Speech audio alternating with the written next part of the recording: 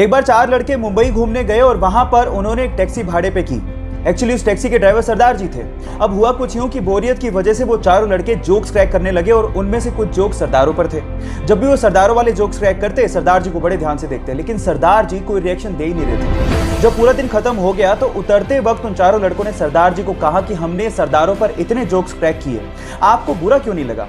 तो उन्होंने तब भी कोई जवाब नहीं दिया और 100 रुपए देते हुए कहा कि अगर तुम्हें पूरी मुंबई में कोई सरदार भिखारी मिल जाए तो उसे मेरी तरफ से 100 रुपए दान कर देना।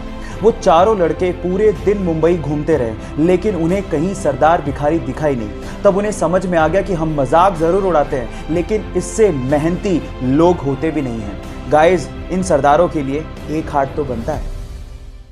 गाइस, हम लोग फ्यूचर में पानी पिएंगे नहीं, खाएंगे। हो गए ना हैरान? बट ये बात सच है। एक्चुअली प्लास्टिक की बोतल्स का पानी हमारे शरीर को बहुत ज्यादा नुकसान करता है। इसी के लिए हमारे डॉक्टर्स ने वाटर के छोटे छोटे से कैप्सूल बनाए हैं। अब इन छोटे छोटे से कैप्सूल को अपने मुंह में रखो, ये मुंह में बस्ट होंगे और आपके पानी की पूर्ति हो जाएगी। इन्हें ओहो कैप के नाम से जाना जाता है। बस इसके ऊपर की लेयर उतारो, अपने मुंह में रखो और हो गया। इस वंडरफुल डिस्कवरी के लिए एक लाइक तो बनता है। आप लोगों ने ज्यादातर होटल्स में ह्यूमंस को काम करते देखा होगा, लेकिन चाइना में दुनिया का इकलौता ऐसा होटल है जहां पर ह्यूमन एम्प्लॉय है ही नहीं। तो वहां काम कैसे होता है?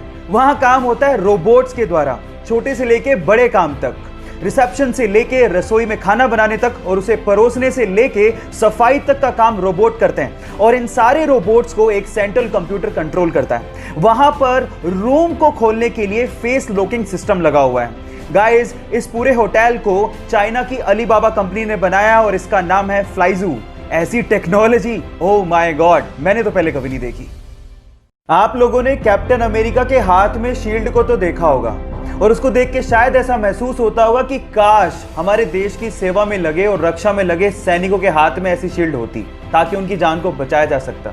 देखो, बाकी देशों का तो पता नहीं, लेकिन जापान ने अपने सैनिकों की रक्षा के लिए इससे भी ज्यादा एडवांस शील्ड बना ली है, जो कि मात्र 3 सेकंड में खोली जा सकती है। इनफैक्ट उसमें आर्टिफिशियल इंटेलिजेंस का इस्तेमाल भी किया गया है, जिससे अगर मान लो किसी ने बंदूक तान दी तो 3 सेकंड में वो अपने आप खुल जाती है ना? गजब की बात। क्या आपको बात पहले से पता थी? नहीं पता थी तो चैट सेक्शन में लिखना मत भूलिएगा।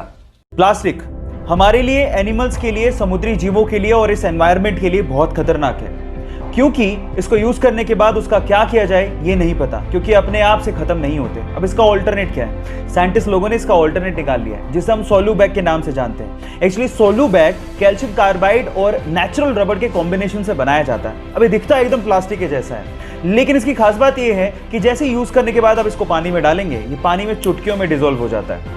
और साइंटिस्ट लोगों का यह भी कहना है कि गलती से भी वो पानी किसी ने पी लिया तो उसके लिए कोई खतरा नहीं है।